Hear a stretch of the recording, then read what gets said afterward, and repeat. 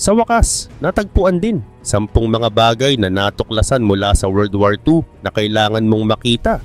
Ang World War II ay isa sa mga mahahalagang historical events na hanggang ngayon ay nababalot pa rin ng misteryo. Iba't ibang mga bagay ang natutuklasan ng mga sayantipiko na may kaugnayan sa pangyayaring ito. At ang mga bagay na ito ay may dalang mensahe tungkol sa mga kaganapan sa nakaraan. Ano kaya ang mga ito? Kung kaya't sa video na ito ay tutuklasin natin ang 10 mga discoveries mula sa World War II. Kaya naman simulan na natin.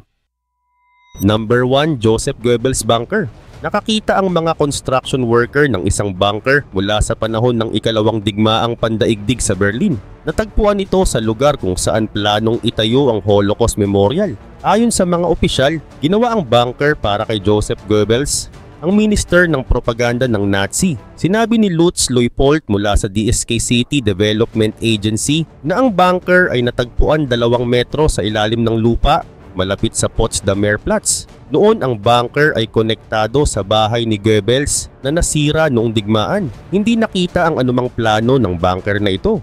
Natuklasan ito buwan ng November gamit ang espesyal na kagamitan. At buwan naman ng December ay nakumpirma na ito ay isang bunker ni Goebbels. Ang DSK agency ay nag-aalis ng mga lumang bomba at iba pang sagabal sa ilalim ng lupa bilang paghahanda para sa Holocaust Memorial. Samantala, hindi pa sigurado kung ano ang gagawin sa bunker na may sukat na 300 square meters. Ayon kay Leupold, maaaring tanggalin ito, tabunan o gawing exhibit na konektado sa Holocaust Memorial. Sinabi rin ni Leupold na ang bunker na ito ay hindi konektado sa bunker ni Adolf Hitler na nasa ilang daang metro ang layo. Si Goebbels at ang kanyang pamilya ay nagpakamatay noong matatapos na ang digmaan. Gayun din, marami nang natuklasang bunker sa lugar na ito na dating nasa silangang bahagi ng Berlin Wall noong Cold War. Ang ilan sa mga ito ay tinabunan at ang iba, tulad ng bunker ni Albert Speer, ang Minister of Armaments ni Hitler, ay pinasabog ng mga eksperto. Ang bagong natuklasang bunker ay paalala ng madilim na bahagi ng kasaysayan noong ikalawang digmaang pandaigdig.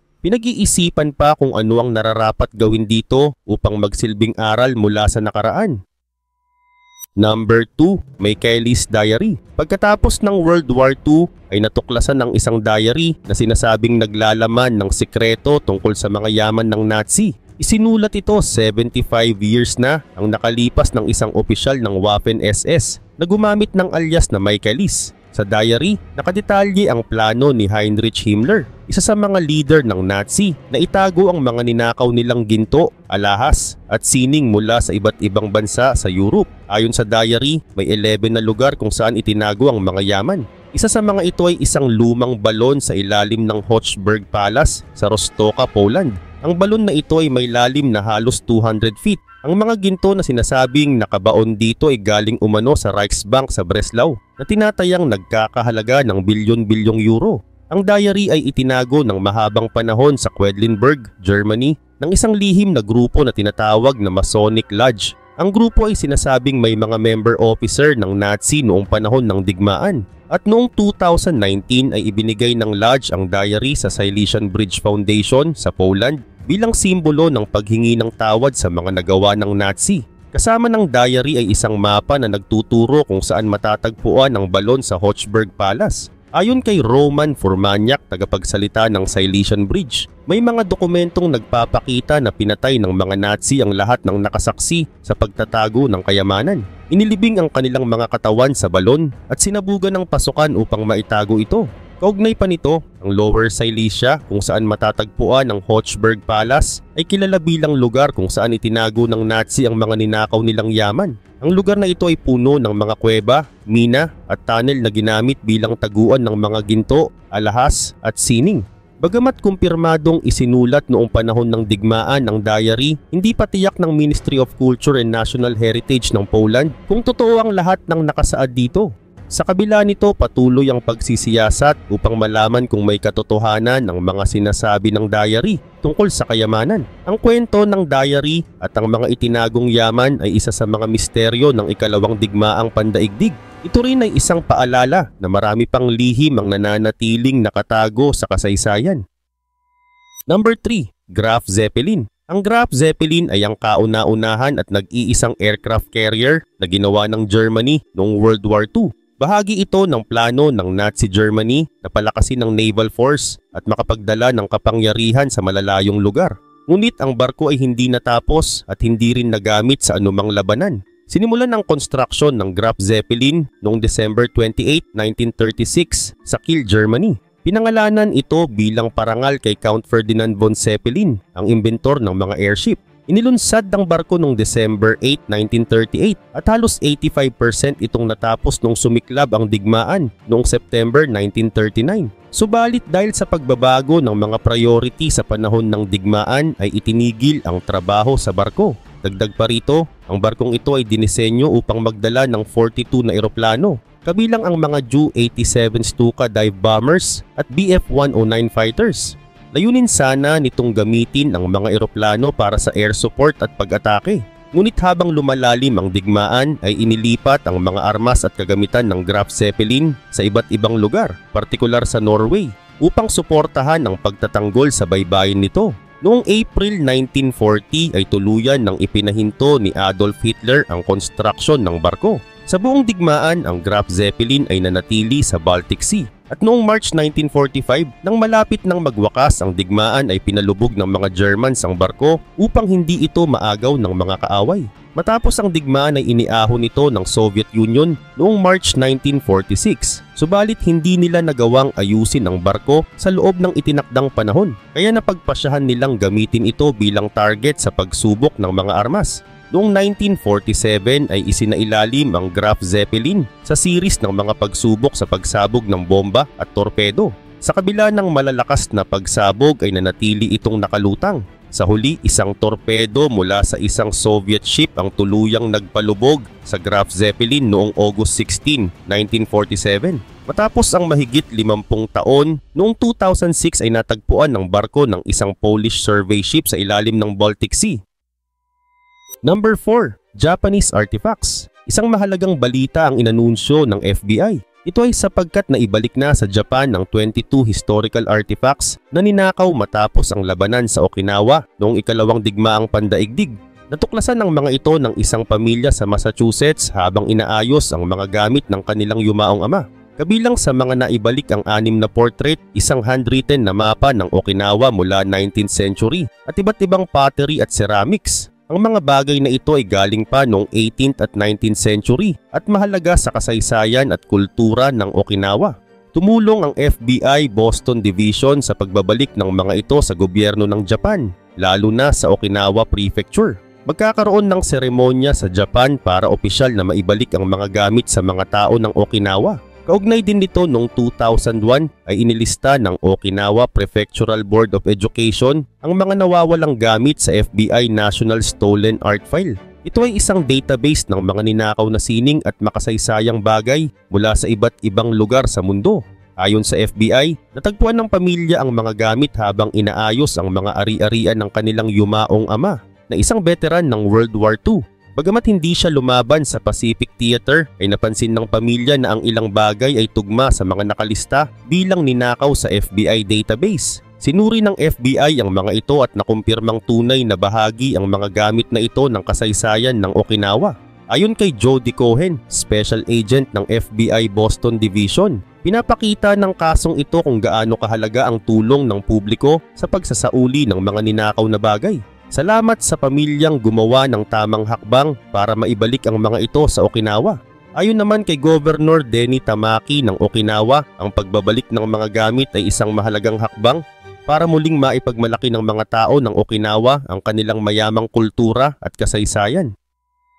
Number 5. T-34. Ang T-34 ay isang medium tank na ginawa ng Soviet Union at naging isa sa pinakamahalagang sandata noong World War II. Ang tangke na ito ay may malakas na kanyon na 76.2 mm at matibay na armor na nakahilig, kaya mas mahusay ito laban sa mga bala ng kalaban. Ang natatanging disenyo nito ay nagbigay ng malaking advantage sa Red Army laban sa Germany, lalo na sa Eastern Front. Nang magsimula ang Operasyon Barbarossa noong 1941, ang Germany ay naglunsad ng malaking paglusob sa Soviet Union. Nagulat ang mga German soldiers nang makaharap nila ang T-34, isang tangke na mas malakas at mas matibay kaysa sa mga tangke na mayroon sila. Maraming German generals ang pumuri dito. Tinawag pa ni General Heinz Guderian ang T-34 bilang pinakamahusay na tangke sa mundo dahil sa kombinasyon ng tibay, lakas at disenyo nito. Sa maraming labanan ay hindi tumatagos ang mga bala ng German anti-tank guns sa makapal na armor ng T-34, kung kaya't napilitan silang gumamit ng mas malalaking armas tulad ng 88mm na anti-aircraft gun para pabagsakin ito. Pero may kahinaan din ng T-34. Madalas itong masira dahil sa mga depekto sa makina tulad ng transmission at clutch. Dahil kulang ang mga gamit para sa pagkukumpuni at pagkuha ng mga nasirang tangke mula sa labanan, ay madalas na hindi nagagamit muli ang mga ito. Sa kabila ng mga problemang ito ay naging malaking advantage pa rin ng T-34 dahil sa mabilis at murang produksyon nito. Kahit na maraming tangke ang nasira sa digmaan, mahigit 80,000 na T-34 naman ang nagawa ng Soviet Union, kung kaya't patuloy ang pagdami ng mga ito sa labanan. At noong 1944 ay inilabas ang T-34-85, ang mas malakas na version na may mas makapangyarihang kanyon. Dahil dito ay mas naging epektibo ang T-34 sa laban kontra sa mga mas advanced na tangke ng Germany tulad ng Panther at Tiger tanks. Naging pangunahing sandata ito ng Red Army sa kanilang pagsalakay pabalik sa mga nasakop na teritoryo ng Germany. Samantala, ang T-34 ay hindi lamang ang pinakamaraming nagawang tangke noong ikalawang digmaang pandaigdig, kundi ito rin ang isa sa mga pinaka-epektibo. Number 6. The Yivo Library. Ang Vilna Collection ay isang mahalagang koleksyon ng mga aklat at pahayagan na natira matapos ang World War II. Ito ang pangunahing bahagi ng library ng Yivo bago ang digmaan sa Vilna. Kasama rin dito ang mga aklat mula sa Strashon Library. Ang dalawang koleksyon ay ninakaw ng mga Nazi noong digmaan. Pagkatapos ng digmaan ay natulungan ng US Army ang Yivo na mabawi ang ilan sa mga aklat nito, pati na rin ang iba mula sa Strashon Library. Ang ibang mga aklat mula sa Strashon Library ay inilipat sa Hebrew University sa Jerusalem. Sa ngayon, ang pinakamahalagang aklat mula sa Vilna Collection ay iniingatan sa Rare Book Room ng Yivo. Marami sa mga aklat mula sa Strashon Library at libu-libong Yiddish books mula sa pre-war Yivo ang na-digitize na at maaaring ma-access online sa Edward Blank Yivo Vilna Online Collections Project. Samantala, ang koleksyon ay binubuo ng humigit kumulang 50,000 na mga aklat at pahayagan na nakasulat sa iba't ibang wika tulad ng Hebrew, Yiddish, Russian, German at Polish. Nahahati rin ito sa iba't ibang bahagi. Ang pinakamalaking bahagi ay ang Rabbinica na may 25,000 na aklat. Karamihan sa mga ito ay mula sa Strashon Library. Ang ilan sa mga aklat na ito ay napakabihira at mula pa noong 16th century. Ang mga aklat na ito ay inayos noong 1960s ni Rabbi Chaim Lieberman na isang kilalang librarian. Gayun din naman ang koleksyon ng mga secular book sa Hebrew ay may 8,000 na aklat. Kabilang dito ang mga aklat mula 18th at 19th century na may modernong pananaw, pati na rin ang mga literatures, textbook at political literatures mula 20th century.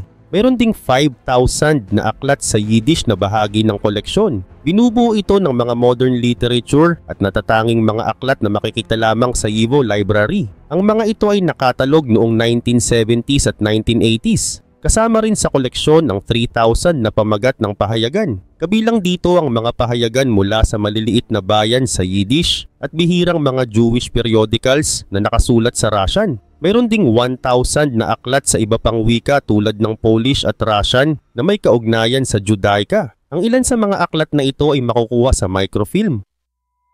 Number 7. Hidden Village. Noong World War II ay may isang hidden village na itinayo sa gitna ng Sowerels Forest malapit sa Nanspet, Netherlands. Tinawag itong The Secret Village at naging kanlungan ng mahigit 80 na tao na nagtatago mula sa mga Nazi. Kabilang sa mga nagtago dito ay mga Hudyo, sundalong Briton na bumagsak ang eroplano at mga German na tumakas sa kanilang hukbo. Ang village ay ginawa upang bigyan sila ng ligtas na lugar sa gitna ng kaguluhan ng digmaan. Samantala nagsimula ito sa isang maliit na kubo kung saan nanirahan ang ilang Hudyo. Habang dumarami ang mga nangangailangan ng tulong ay nagtayo sila ng 9 na kubo para magbigay ng mas maraming silungan. Sina Lolo, Baker at Jakor ang namuno sa paghahanap ng pagkain para sa mga naninirahan. Ang iba naman ay tumulong sa pagbibigay ng damit, gamit sa kusina at mga gamot. Sama-sama nilang siniguro na ang lahat ng nasa kampo ay may sapat na pagkain at kagamitan upang mabuhay. Bagamat lihim ang lugar ay hindi maiwasan ang panganib. Dalawang beses muntik ng matuklasan ang kampo. Ngunit noong October 29, 1944 ay isang trahedya ang nangyari. Habang nangangaso sa gubat ay dalawang sundalong Nazi mula sa SS Freiwilligen Regiment 83 Landstorm Netherlands ang nakasalubong ng isang batang lalaki mula sa kampo. Dahil dito ay natuklasan nila ang lihim na taguan. Kinagabihan ay sinunog at winasak ng mga Nazi ang village. 8 Hudyo at isang German deserter ang nahuli, ngunit karamihan sa mga naninirahan dito ay nakatakas. Kaugnay pa nito, 2 araw pagkatapos ng pagsalakay, ang 8 Hudyo ay pinatay malapit sa Verhoeven. Ang village na minsang naging ligtas na kanlungan ay nawasak. Sa ngayon, ang mga kubo na makikita sa lugar ay mga replika na lamang ng mga original na itinayo noon. Ang mga ito ay ginawa bilang alaala sa mga taong nagbuwis ng kanilang buhay at sa tapang ng mga tumulong sa kanila. Sa kabila nito, ang kwento ng The Secret Village ay patunay ng lakas at pagkakaisa ng mga tao noong panahon ng digmaan. Sa kabila ng panganib ay marami ang naglakas loob na tumulong at magtago sa village upang mabuhay. Number 8. Colossus Computer. Noong 1943 hanggang 1945 ay ginawa ng mga eksperto sa Bletchley Park ang Colossus, ang kauna-unahang electronic computer sa mundo. Ginamit ito para alamin ang mga secret messages ng mga Germans na naka-encrypt gamit ang Lorentz cipher. Si Tommy Flowers ang nagdisenyo nito batay sa idea ni Max Newman. Kaugnay pa nito, ang Colossus ay gumamit ng mga vacuum tubes para sa mga calculations at analysis. Ang layunin nito ay ma-decode ang tinatawag na fish, ang mga mensahe mula sa German teleprinter na ginamitan ng espesyal na coding. Ang mga encrypted na mensaheng ito ay nakatago sa pamamagitan ng XOR, isang teknik na nagbabago sa mga letters ng mensahe. At noong December 1943 ay gumana ang unang version ng Colossus na tinawag na Mark I. Ngunit noong June 1, 1944 ay inilabas ang mas mabilis na version na Mark II, ilang araw bago ang D-Day. 10 Colossus machines ang ginamit sa pagtatapos ng digmaan na tumulong sa Allies para maunawaan ang mga utos mula sa German High Command. Subalit noong 1941 ay nagkamali ang isang German operator at nagpadala ng parehong mensahe gamit ang parehong settings. Dahil dito ay natuklasan ng mga eksperto ang sikreto ng Lorentz cipher. Nalaman nila na ang machine ay may 12 wheels na gumagalaw sa espesyal na paraan para gawing code ang mga mensahe. Dahil dito ay 2 hakbang ang ginawa para ma-decrypt ang mga mensahe. Una, ang wheel breaking, kung saan inalam ang pattern ng galaw ng mga gulong. Pangalawa, ang wheel setting, kung saan hinanap ang tamang posisyon ng mga gulong para sa bawat mensahe. Ginamit din ng Colossus ang papel na naglalaman ng coded message at ikinumpara ito sa keystream para malaman ang tamang sagot. Sa katunayan, ang Colossus ay nanatiling sikreto hanggang 1970s. Halos lahat ng machine ay sinira para maitago ang technology nito. Ngunit noong 2008 ay isang replika ng Colossus Mark II ang nabuo at makikita ito ngayon sa National Museum of Computing sa Bletchley Park. Number 9. British Hurricane Fighter Planes. Natuklasan sa isang kagubatan sa Ukraine ang mga sirang bahagi ng 8 Hurricane Fighter Planes mula pa noong World War II. Ang mga eroplano ay ipinadala ng Britain sa Soviet Union noong 1941 bilang tulong sa kanilang laban sa Nazi Germany. Ang tulong na ito ay bahagi ng Lend-Lease na programa kung saan nagbigay ang United States ng mga kagamitan sa mga kaalyado upang matulungan silang makipaglaban. Ginagamit din ang parehong uri ng tulong ngayon ng US upang suportahan ang Ukraine sa kanilang laban kontra sa Russia. Ayon sa mga eksperto, bihirang makakita ng ganito karaming hurricane planes sa Ukraine.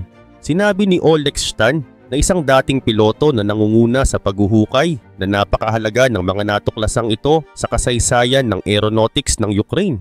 Kaugnay nito, ang Hawker Hurricane ay isang pangunahing eroplano ng Allied Forces noong Battle of Britain noong 1940. Napigilan ng Royal Air Force ang pananakop ng Germany sa UK sa tulong ng eroplano na ito.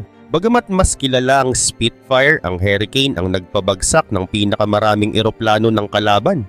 Gayun din naman madaling gamitin at maaasahan ng Hurricane kahit ng mga baguhang piloto. Sa pagitan ng 1941 at 1944 ay mahigit 3,000 na Hurricane planes ang ipinadala sa Soviet Union. Karamihan sa mga ito ay nawasak sa labanan o ginamit bilang pyesa matapos ang digmaan. Ang 8 Hurricane planes na natagpuan ay sinira at inilibing matapos ang digmaan. Ginawa ito ng Soviet Union upang maiwasan ang pagbabayad sa United States alinsunod sa kasunduan ng Lend-Lease. Ang kanilang mga remains ay natagpuan kamakailan matapos madiskubre ang isang lumang bomba malapit sa lugar. Gumamit ng metal detectors upang makita ang natitirang bahagi ng mga eroplano. Tinanggalan ang mga ito ng radyo, baril at iba pang piyesa bago tuluyang inilibing sa mababaw na hukay. Sa kabila nito, ang National Aviation Museum ng Ukraine ay maingat na hinuhukay ang mga remains upang maipakita ang mga ito sa publiko. Ayon kay Valery Romanenko na isang mananaliksik ng museum, ang mga Hurricane planes ay simbolo ng tulong ng Britain sa Soviet Union noong panahon ng digmaan. Number 10. Musashi. Ang Musashi ay isa sa pinakamalaking barkong pandigma na ginawa ng Japan noong World War II. Bahagi ito ng Yamato-class battleships na kinilalang pinakamalalakas at pinakamabibigat na barko sa buong mundo noong panahon na yon. Ang Musashi ay may bigat na halos 72,000 tons at may siyam na napakalaking 460mm na kanyon bilang pangunahing sandata. At noong 1942 ay naging opisyal na bahagi ng puwersa ng Japan ang Musashi. Ginamit ito bilang pangunahing barko ng kanilang combined fleet at sumabak sa maraming misyon tulad ng pagdadala ng sundalo at gamit papunta sa mga isla na sinakop ng Japan.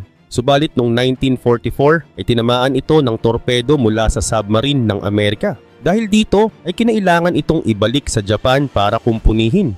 Habang inaayos ay nilagyan ito ng mas maraming sandata laban sa eroplano. Samantala, ang pinakahuling laban ng Musashi ay nangyari noong October 1944 sa Battle of Leyte Gulf. Inatake ito ng maraming eroplano mula sa mga barko ng Amerika. Sa kabila ng matibay nitong depensa ay tinamaan ito ng 19 na torpedo at 17 na bomba na naging dahilan para ito ay tuluyang lumubog sa Sibuyan Sea. Pero sa kabutihang palad ay higit kalahati ng mga crew nito ang nailigtas. Pagkatapos ng digmaan ay maraming nagtangkang hanapin ng Musashi, ngunit walang nagtagumpay sa loob ng mahigit 70 years. Wala itong pangalan sa gilid ng barko kaya mahirap itong makilala. Ngunit noong 2015 ay isang grupo na pinamunuan ni Paul Allen, ang co-founder ng Microsoft, ang nakahanap sa barko gamit ang makabagong technology tulad ng remotely operated vehicles. Natagpuan ang remains ng Musashi sa ilalim ng Sibuyan Sea at nasa lalim na 900 meters. Ayon sa mga eksperto, sumabog ang Musashi bago ito lumubog kaya nagkalat ang mga bahagi nito sa seabed. Ang harapan ng barko ay nakatayo pa rin, ngunit ang likod nito ay nakabaligtad. Nakita rin ang mounting ng Imperial Japanese Navy Seal na dating gawa sa kahoy ngunit matagal nang nabubulok. Sa kabila nito ay isang dating crew ng Musashi na si Shigeru Nakajima ang nagkumpirma na ito nga ang barko. Nakilala niya ito mula sa anchor at iba pang bahagi. Nagpasalamat din siya sa team ni Paul Allen dahil natagpuan nila ang barkong ito na mahalaga sa kasaysayan ng digmaan.